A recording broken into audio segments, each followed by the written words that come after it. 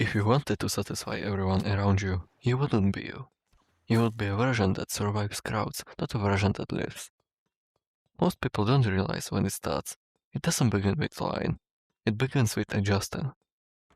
You change how loud you are. You change what to do and don't say. You learn which opinions make the room tense and which ones keep you accepted. And slowly, almost invisibly, you start living for reactions instead of truth. You call it being mature. You call it being understanding. You tell yourself you are just trying to keep the peace. But deep down, you know what's really happening. You are editing yourself in real time, hoping that if you're easy enough to be around, no one will leave. The problem is, the more people you satisfy, the less of you is left. Trying to please everyone doesn't make you kind, it makes you exhausted, because every room asks for a different version of you. With one person, you are calm, with another, you are agreeable, with another, you are silent, and you are constantly scanning faces, reading the air, deciding which parts of you are allowed to exist here. At some point, you stop asking, what do I think? But you start asking, what will go over well? And here comes the problem. You feel restless for no clear reason. You feel empty, even when people like you. You feel misunderstood, but you cannot explain why.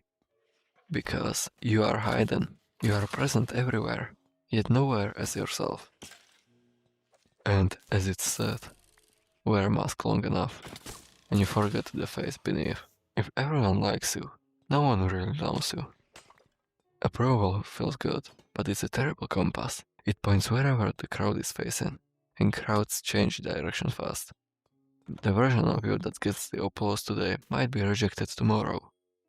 So you keep adapting, changing, you keep shrinking, you keep smoothing your edges, until one day you realize you've built a life where you are tolerated but not known, accepted but not seen, needed but not chosen for who you really are. And the people who benefited most from your flexibility, they are usually the first to disappear when you stop bending. And then, one day at 3 a.m., it hits you.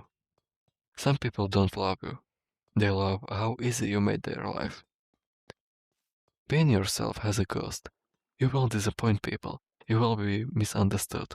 You will be labeled difficult, called selfish or changed. But trying to be everything for everyone costs more.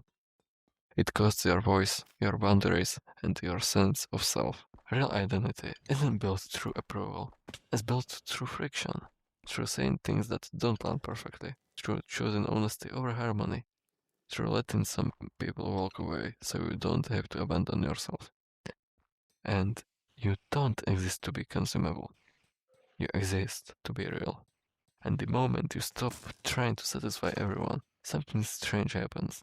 The right people don't leave, they recognize you, and the people who left were never there for you anyway.